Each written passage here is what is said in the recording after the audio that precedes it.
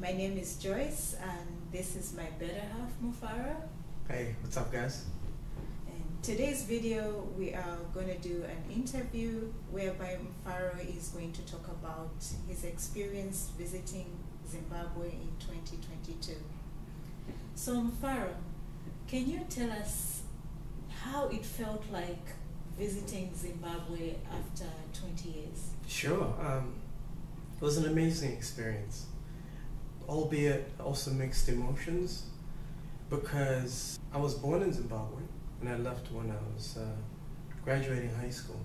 So a lot has changed in the last 20 years, but I did also get the privilege to go to Zimbabwe 4 years prior, so 4 years ago. 2018. 2018. But I didn't really get to experience Zimbabwe in a way that I did experience it this time around. And there were a lot of shocking things. Overall, very mixed emotions about it. I think the only thing that got me excited was the opportunity to link up with my extended family. Okay. Outside of the diaspora, obviously. I still have extended family back home. But it was an amazing experience. It reminded me how great the place is, how beautiful it is. Okay, good. So, how safe is Zimbabwe?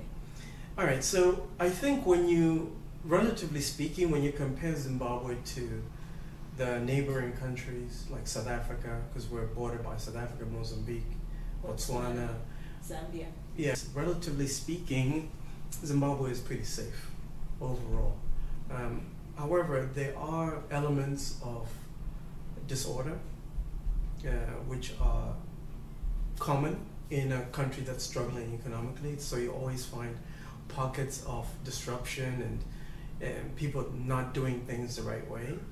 It happens almost everywhere. But that situation never used to be in place 20 years ago. Obviously, I have to keep referring back to your childhood days. Yeah, for what I remember it. And you know, it's almost like realizing the similarities between somebody who used to be popular in high school, whether it's the most popular dude in high school, most popular girl in high school, and then as they got older, they started aging badly or their lifestyle started deteriorating. So that's how I want to compare Zimbabwe to.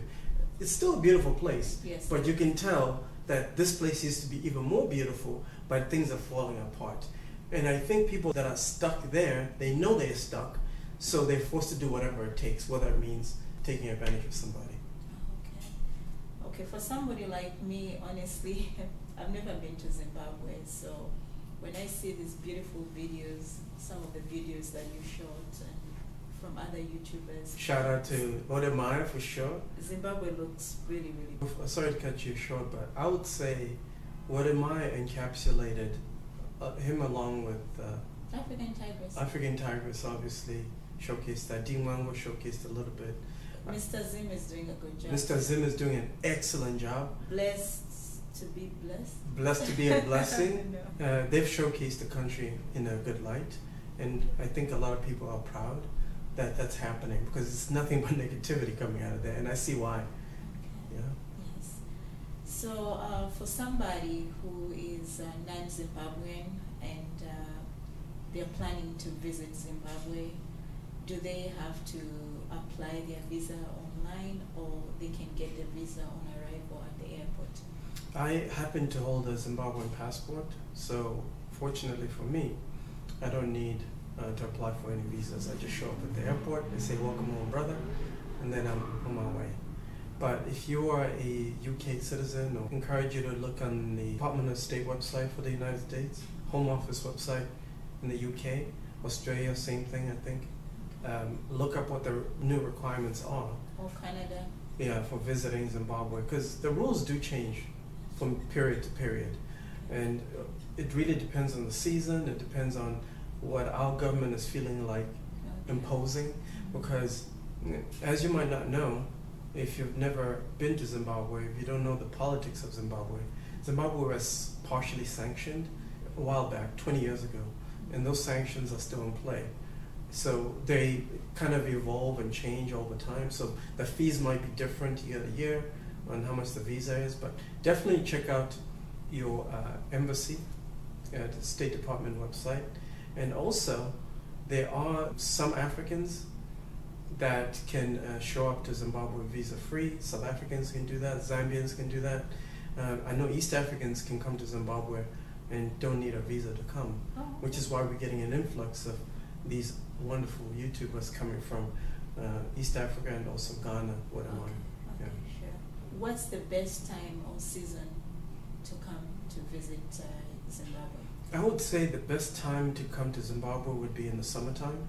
And our summer times are the opposite of the summers in the West, so UK and US. I'm just using those as general examples. Yes. So the period for summer for us is between the months of October to all the way to March, I would say. Okay. Yeah, and then March would be the fall. Yes. But in the States and the UK, I know summer is between the months of May all the way up to August. I would say the best times are in the summertime. The peak is going to be Christmas time, because that's when there's going to be a lot of activity, a lot of celebrations in the country. Nice. People are very festive around that time. Nice. And it's also the rainy season during that time.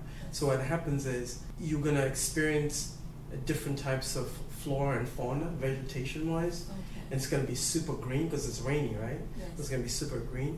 But in the wintertime, it's dry, so it's not as beautiful to look at. Yes.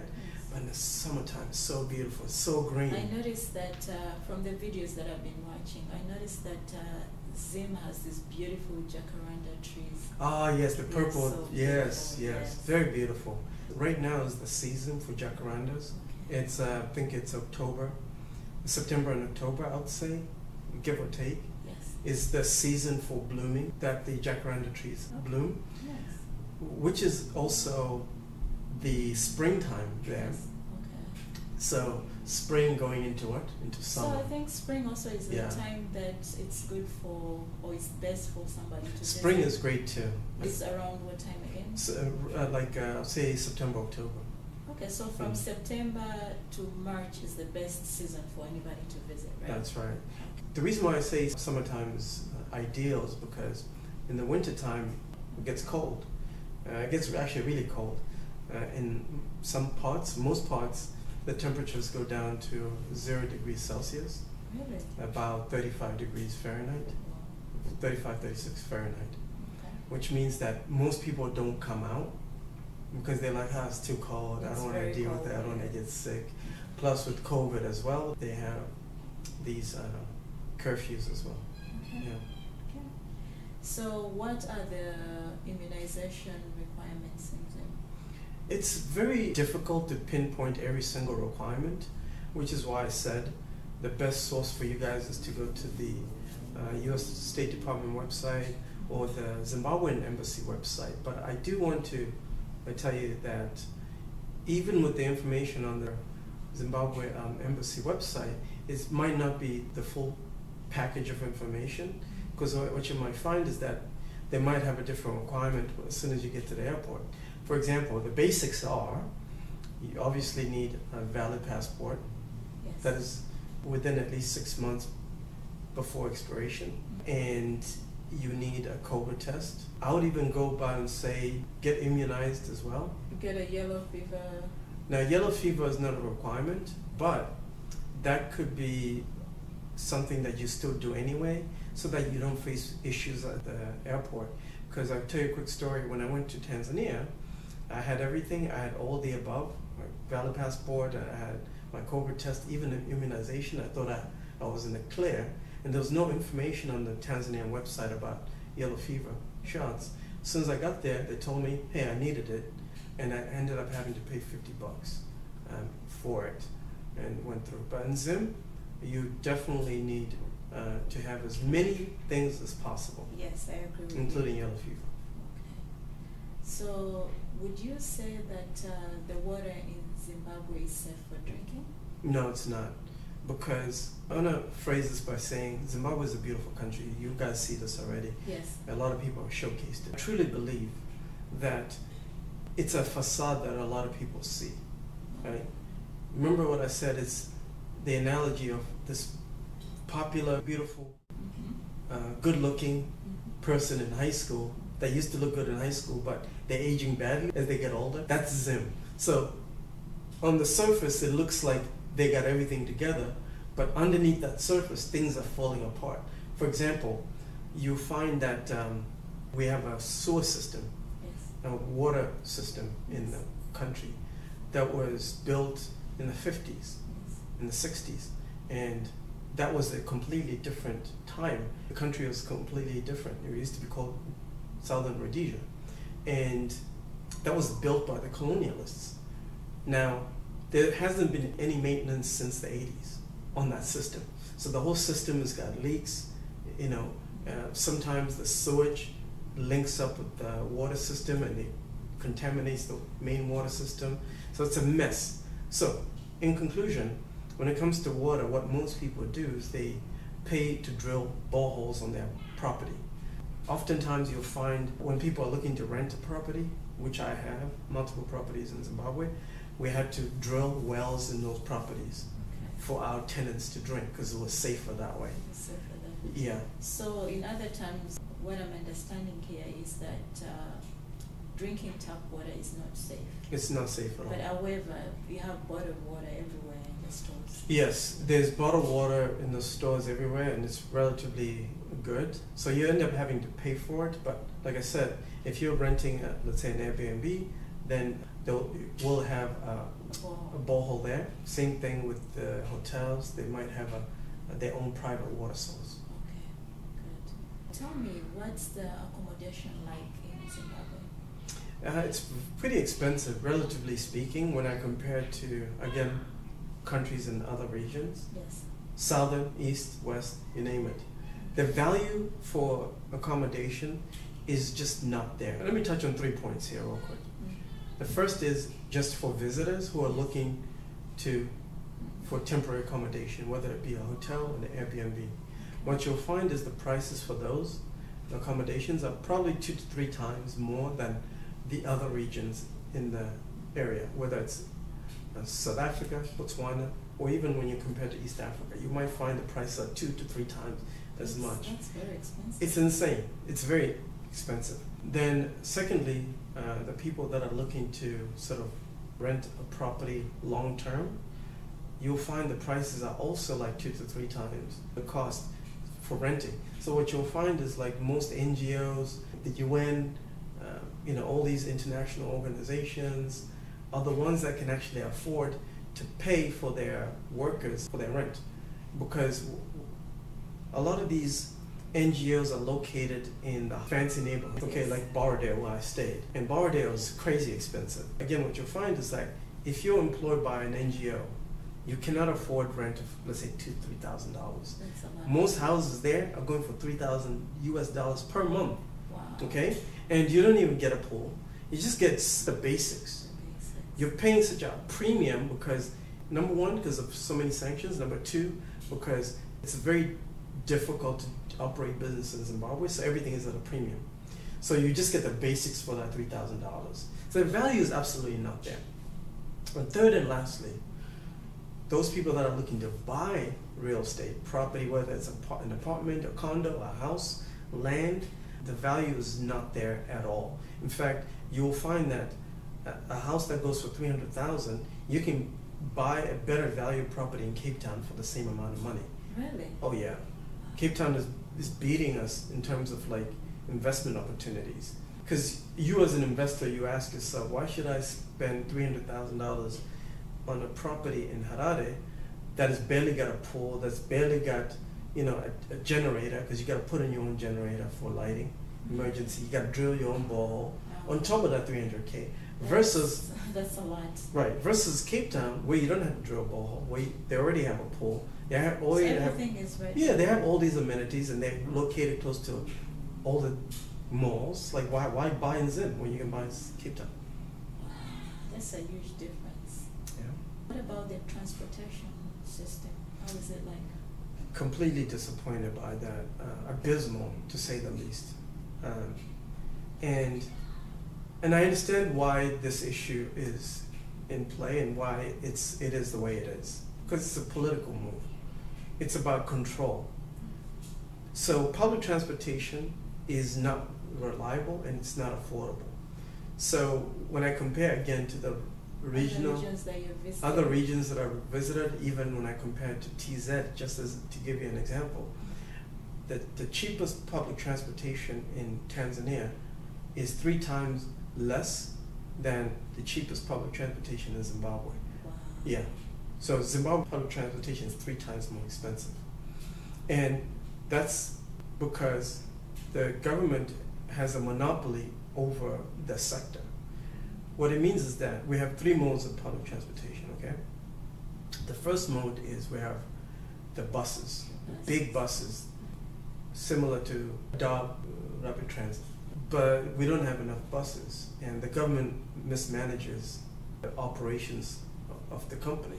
So there's never enough buses, then the routes are always late, so you find like a lot of people are in line, plus it's expensive. Like I'm talking about $1.50 sometimes. So that is expensive for people who can barely make $3 to $5 a day. Yeah, then you have to pay Oh, $1.50 no. for a bus. Second mode of transportation we have what we call combis. These are like smaller vans that can fit maybe 25, 24 Like the people. matatus? Like matatu in Kenya, yeah. Or like the taxis in Uganda, they're also small. Yeah, vans. or the yellow vans in Lagos. Mm-hmm. So South Africa has those as well, the combis. So we just copied that from South Africa. South Africa, yes. So that one is probably around the same rate as the big buses. $1. Yeah, about $1.50, I'll say. Sometimes $2, depending on the route. Still, again, expensive. And there aren't enough of those vans, and they're heavily regulated by the government.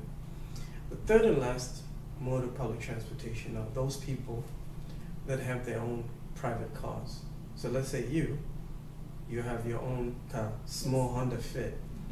You would be driving from your job to your house, and then you see people just waiting for the bus. You drive to the bus stop and be like, hey, who wants to go to where I'm going? Then a bunch of people say, yeah, I'm going there. Then you charge them $2, $2 each. Then you're making some gas money to go home. Third mode, it's in the gray zone. Yes. There are people that do it legally, there are people that do it illegally. Because it's based on demand, right? So if you see a bunch of people just lining up, waiting for public transit, and you know you can make some money, why not do it? So a lot of people end up doing that. Okay, so there's no Uber? Uber does not exist. In fact, funny thing is, one of the things that I did as soon as I landed at the airport, quick story here, my airport experience, I showed up and I was like, oh, okay, I know where I'm going. Open up Uber. Oh, Uber does not operate, Uber service does not operate in this region, in this country. I was like, oh no. But okay, cool. Fortunately, and this is something I highly recommend you do, make sure to bring cash. As much cash as you can in crisp, clean, high banknotes, meaning $50 banknotes, $100 banknotes. Okay. That is because if your plane lands at Harare Airport after like 5 o'clock business hours, most of the things at the airport are closed, meaning you cannot change your foreign currency there at the airport. You cannot get a SIM card at the airport. So, but don't they realize that they're actually losing money on the fact that they don't have these things operating at maybe 24 hours? Because people travel all times of the day and night. Sure. Good question. Of course they see it. Of course they see that it's affecting tourism, but the incentive to keep the status quo, the dysfunction, to keep the dysfunction in place, is that somebody profits off of that dysfunction. That's how Africa operates, right? And Zimbabwe is no different. So the more chaos and confusion and dysfunction you create, the more opportunity you can exploit people and get bribes. To answer your question, it's so that official money changing office is closed, and the SIM card office is closed. Guess who can sell you the SIM card? Your cab driver can sell you one and make some money. And that cab driver is being controlled by probably like some powerful guys. So anyway, long story short, at the airport, bring cash, clean $100 notes, $50 notes, okay? Unfortunately, I got scammed at the airport. I paid $50. That's a lot. It's too much. $50 cab ride from the airport to Borrowdale. To this date, I don't know if that was the right price, but I know for sure I got scammed because when I was in Tanzania, I got a cab ride from the airport. Similar cab, actually better taxi at the Tanzania airport, Dar es Salaam airport, than in Harare airport. And I paid maybe $10. Only $10? Yeah, $10 for the same distance. Are you serious? Yeah, I'm serious. $10. Mm-hmm. That was including tip? Including tip. Wow. Yeah. That's very, Yeah. very, like there's a huge difference. Mm-hmm. Big difference. Zim is very expensive. It's very expensive. Another question that I have for you is, for somebody like me who has never visited Zim and I'm looking forward to visit Zimbabwe someday, what are some of the fun activities to do in Zimbabwe? I mean, there's so many fun things to do. So let me break it down by demographic. I think that'll be ideal. So when you look at the high end, the 1%, the people that have money, the countries are oyster. You can do pretty much anything. Okay. There are activities that range from experiencing wildlife to going to Victoria Falls, Yes. to going all the way to the south in Mashingo to see the history, Great Zimbabwe, how to see the history of the country, going all the way to Bulawayo. There's some things to see down there as well. Nice. We have game parks. Top 5 wildlife destinations in the world is Zimbabwe. Nice. This is along with countries like South Africa, Botswana, Kenya, TZ. Zim is definitely in that league, top 5. Yeah. Okay? So that covers that, the basic tourist stuff. Most of the action, most of the money in that sort of economy of the tourism is being made in Victoria Falls. It's its own economy. Nice. So in fact, they have their own international airport where I see that. tourists they don't even have to go to the capital. They just fly straight It's into so Victoria beautiful. Falls, It's so beautiful. enjoy it, Yes. don't even have to deal with the poverty, with the dysfunction of the rest of the country. You know what I'm saying? Yeah, it's very different there. It's so beautiful. Exactly. Now, second, so 3 categories. Second comes the activities of people that are on a budget. So budget travelers. If you're a budget traveler, you're going to struggle. If you're used to activities that are still good, but the value is also there. It's also There's no in between, by the way. Oh. It's either it's extremely expensive High or end it's nothing. or it's very affordable. Very There's no in between. Okay. Do you get what I'm saying? Yes. So if you're a budget traveler, that means you're going to be doing activities like going to the local markets, just walking around the city. Local markets, okay. Yeah, local markets, getting Maybe to shopping, right? yeah, shopping. Okay. You know, going to the malls few malls that we have.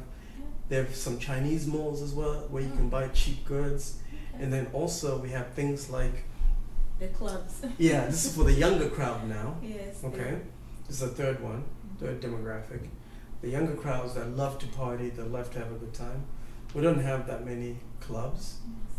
So most of the good clubs, comparing the quality I'm talking about to international standards like South Africa or other regions, Yes. I would say we have under 5 really good nightclubs in the country. And unfortunately, this is where most of the people that have money will congregate. So it's a very small community. There is quite a bit to do, albeit not enough. I forgot to mention one more. For the kids, if you're used to living in the West, obviously used to things like doing activities in the mall, going to movies, Like Six Flags. Six World Flags, Cups, yes. there's none of that. There's none of that. In fact, kids, their idea of activity or fun times is playing around with other kids outside Or maybe in going to nature. the mall. Or in nature. Even then, we don't have that many malls. And there's no mall culture. Okay. There's no mall culture. But that's actually common in a lot of countries Yeah. in Africa. Yeah. Maybe apart from South Africa. Yeah. But most countries, no. Yeah, this culture of going to the mall and spending money, no. People go to the mall to buy basics that they need. Yes. You know. Or even sometimes it could be just a special outing. Maybe somebody wants to eat there. Sure, You know? sure. But you have to be able to afford to do that.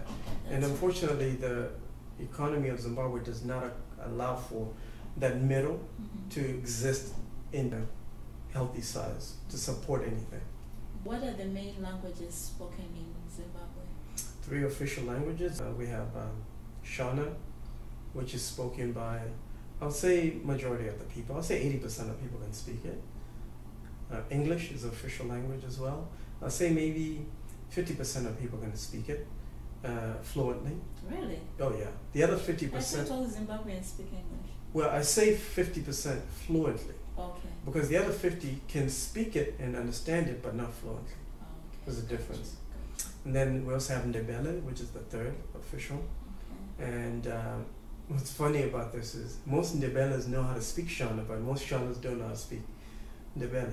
Okay, maybe the reason why is that maybe there's more Shona people than Yes. Ndebele. Ndebele is a minority group. Yeah. Oh, okay. And what's the food like? What's the main food that is being consumed, or the staple food in Zimbabwe? It's very basic, and it's similar to East Africa and Southern Africa. Okay. We have what we call sadza, which is maize meal, pap, ugali, yeah, Osho. yeah. All We have kinds that. of names. And most people have it with like the staples, the meats, chicken, beef, Okay. pork, Yes. and some greens. Some nice greens. Some greens, Okay. mariki, we Yeah. call it East It looks Africa. good, yeah. As far as spices is concerned, people just throw salt and pepper. I noticed That's that. fancy. Yes. And then we have, remember those beef cubes? Yes, I know. Royco, I think Yes, it's called. Royco. That, now you're going fancy with that. Oh, really? You put beef cubes in your beef, whatever. Yeah. That's fancy. Wow. Yeah, you're going all in. Obviously, we also have like other fruits and vegetables that are more indigenous to the region. What about the corn? Is it this grilled corn?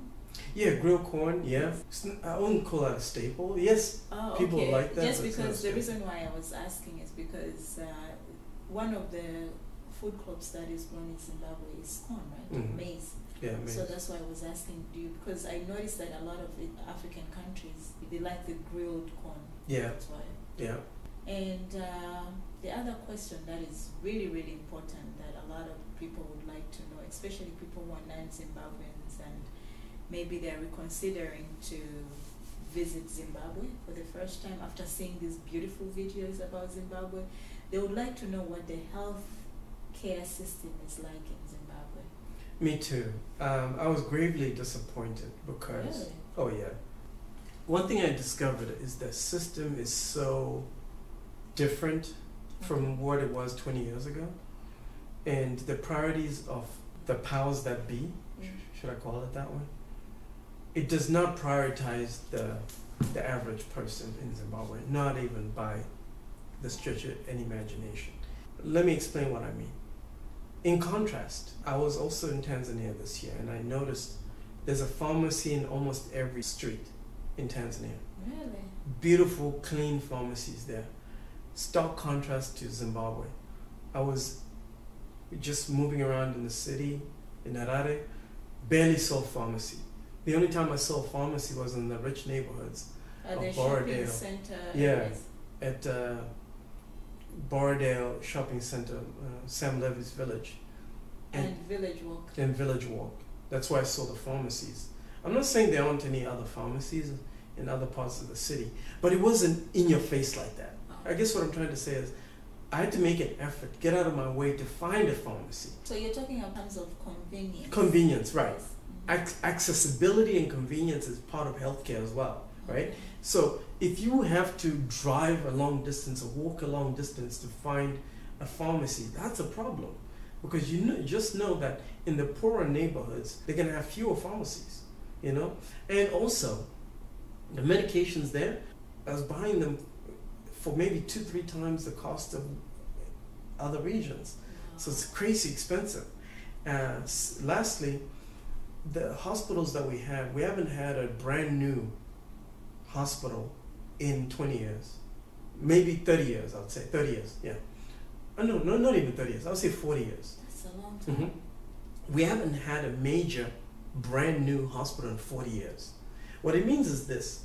It means that as our economy doubled in the last 40 years, which it did since independence, the same population is forced to use the same few hospitals that are there. And even the few hospitals that are there, they're in shambles. So you're left with these smaller clinics that are for the rich. Unless you got the money, you're gonna die. That is sad. Yeah. So what is the government and the people doing? Because one thing that I noticed about Zimbabweans in general, Zimbabweans are very smart people. So why is it nobody's doing something about it? Because, you know, in a country, in order to have a good economy, you also have to care about people's health. You Yeah. want to lead people who are healthy, right? Sure. So why is it that nobody is doing something about it? It's not that people have not tried to do anything about it. I mean, without getting too political here, but it's not like anybody hasn't tried to do anything about it. We had tons of, people that are stuck in the diaspora that have tried to make a difference. We have tons of people that are in Zimbabwe that are trying to make a difference. But it's become a hopeless case, to be very honest with you. Think about it this way, okay? As a perfect example. When I left Zimbabwe, 20 years later, and I'm observing people trying to change things over and over and failing. What do you think that's going to do to me? It's going to make me think there's no way I can do anything. And same thing with millions of other people. They lose hope.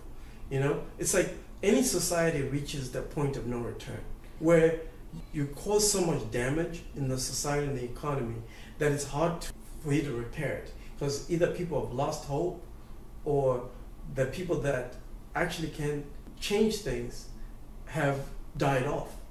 You know what I'm saying? Because there are people that, were probably leaders 20 years ago, but they're not here anymore. They're probably too old. They don't care anymore. They've given up, so on and so on. So it's pretty much some people have accepted how things are. I'll probably say it's probably a good thing. It's that we're very resilient people, meaning that we would rather deal with the BS than confront, create any conflict. Mm-hmm. Yeah, we're resilient people. We'll put up with a lot of dysfunction in order to maintain peace. But also, this is the natural cycle I've noticed. This is the natural cycle of most African countries anyway, after independence. Relatively speaking, our country is not that special. What I mean by that is, other countries have gone through what we're going through now. It's our turn. That's how I see it. Do you understand what I mean? Tanzania went through the same thing. Kenya went through the same thing. You know what I'm saying? They went through periods of stagnation, and now they're thriving. That's right. And this is how I take it, is that it's Zimbabwe's turn to go through that. Does one need an adapter for electricity? Yeah, there's actually a couple of things that you would need, but you definitely need an adapter because the voltage for Zimbabwe is different from the UK, I think. It's definitely different from the US. The US, voltage. I think one is 120 voltage and the I'm other not is sure. 240. I'm not sure. I know like when you try to plug in your computer from here to there, it won't work. So you need an adapter, yeah. So you've been to Zimbabwe recently, and there's a good number of Zimbabweans who are living outside of Zimbabwe, and there are those that are thinking of investing back home or back in Zimbabwe. So for somebody like you who has been there, I'm sure you might have seen some business opportunities. Could you please tell us any of those business opportunities that you spotted in Zimbabwe? Oh yeah, Zimbabwe's got probably the most business opportunities in the Southern African region right now. Yes. Because there's just lack of things, lack of services, lack of infrastructure. So there is an opportunity for somebody from outside coming in and investing. But the big but here is that it's extremely risky. If you can stomach, operating a business in a tough economy, and if you can manage that risk, then absolutely go for it because you'll make all the money. The challenge is with things like inflation, and we don't use our own currency. What ends up happening is, let's say you want to open a restaurant, right? Yes. Is you have to manage your prices in US dollars, and you have to continuously change your prices because one day, your supplies can cost you $3. The next day, your supplies It costs you $5. It's into your profit margins. That is very hard to manage. Yeah. And if you're using somebody else's currency, so in the Harare area, most businesses, most people accept the US dollar, but we also use the South African rand in the cities closest to South Africa in the south. In the east, we use the pula, which is currency from Botswana. So we accept multiple currencies. The challenge with that is if you're trying to run your business there, it means that you have to juggle multiple currencies. If you're not using your own currency, it means that you always have to be looking for change. A quick example is when I went to my favorite spots in Harare. Every time I needed to make a transaction, I had $100 bills, and it took forever to get my change. And the change that you do get are banknotes that are old, dirty, oily, disgusting, that you can't use anywhere else. Nobody wants to accept Nobody those. wants to accept it. So we also have an underground currency, which is actually the official Zimbabwean currency, called RTG. I don't know what it stands for, but they will force you to use the Zimbabwean currency, but nobody wants it. Nobody wants the Zimbabwean currency because it's worthless and it won't get accepted outside the country. And remember, most businesses trade with South Africa, so it's in the best interest to have US dollars or rand. That's what they want. So it's a big challenge. Overall, do I recommend anybody to start a business in Zimbabwe? Yes, if you can stomach the risk and if you have a lot of money to lose. But if you're an average investor like most people average investors would have between $5,000 to $10,000. Yes. No, your $5,000 or your $10,000 can go much further in a different economy, not Zimbabwe. Because I've seen this trend of people talking about maybe I should start like a hair business, selling hair, barbershop, salon. That will not work. Economy will not support it. Remember, most of what you do in business depends on the bigger macro economy. Okay. Right? So when you compare the economy of Zimbabwe versus the other regions, you'll find that it's stagnant. Sometimes, some years, it's actually in the negative, which means that if you were to operate your business in that environment, there's going to be a lot of instability. Yes, that's it's what not I the see. ideal environment to start a business at all. That is tough. So the opportunities are there, but it's just very complicated in terms of when it comes to pricing because you know there's no stability, like you said. Yeah, I'll tell you who's making the money, right? The people that are making the money are obviously people who are controlling things at the highest level. So they can afford to operate their businesses and cut corners and still be able to skim off profits. But overwhelmingly, that economy survives on two things. So number one, all the 3 million plus diaspora that lives outside the country.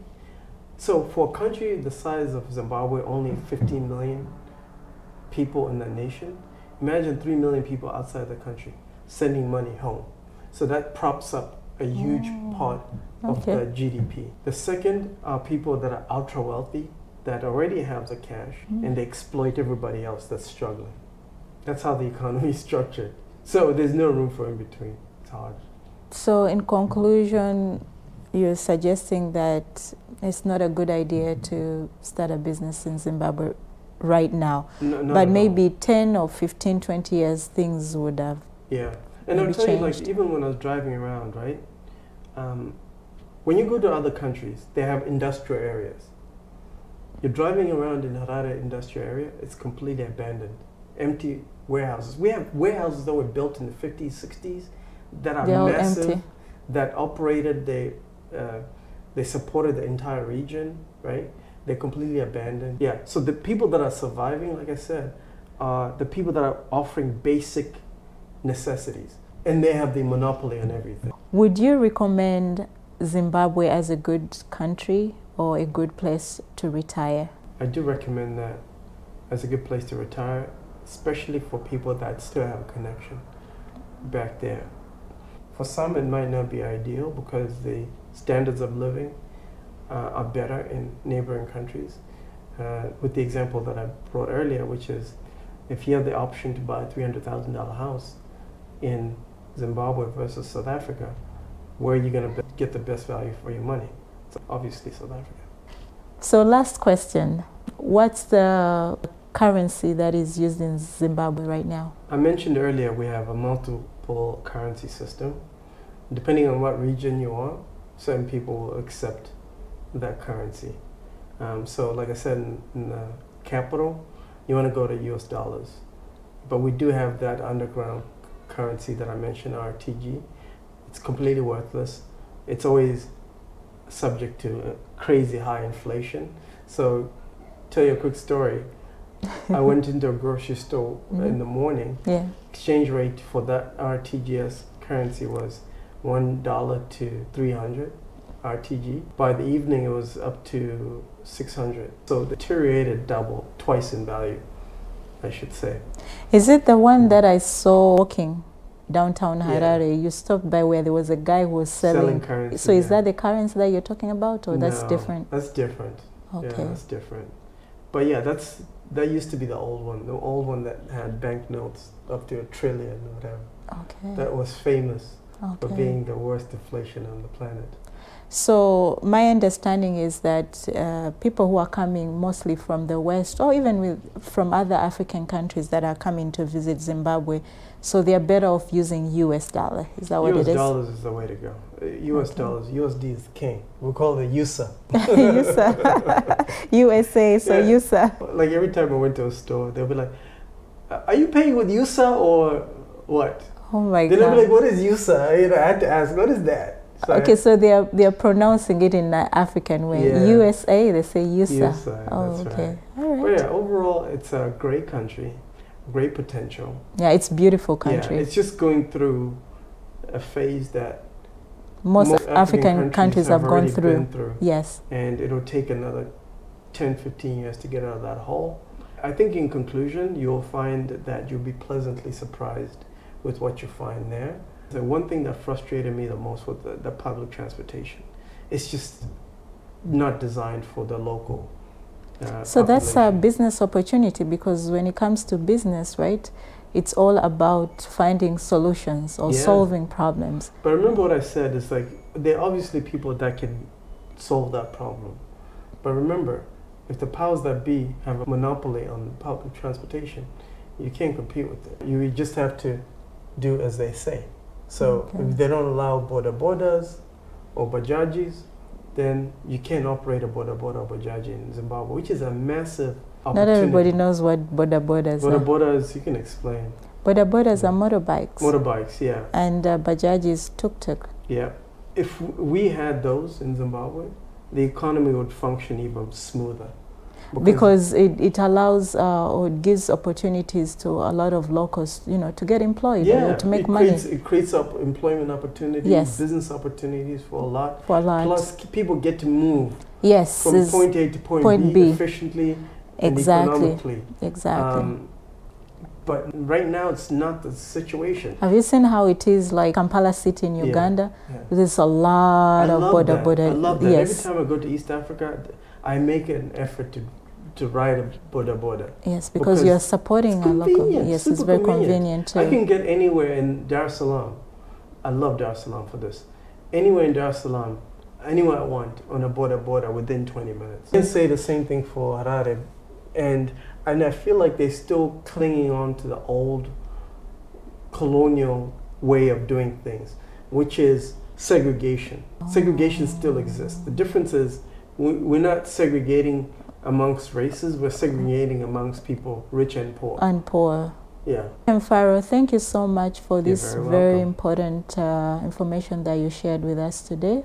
You're welcome. When you go to Zimbabwe, make sure to have a lot of money. It's not cheap. You have to carry a lot of cash, right? Carry a lot of cash. You won't regret it. All right? All right. See you in the next video, and see you. Take care.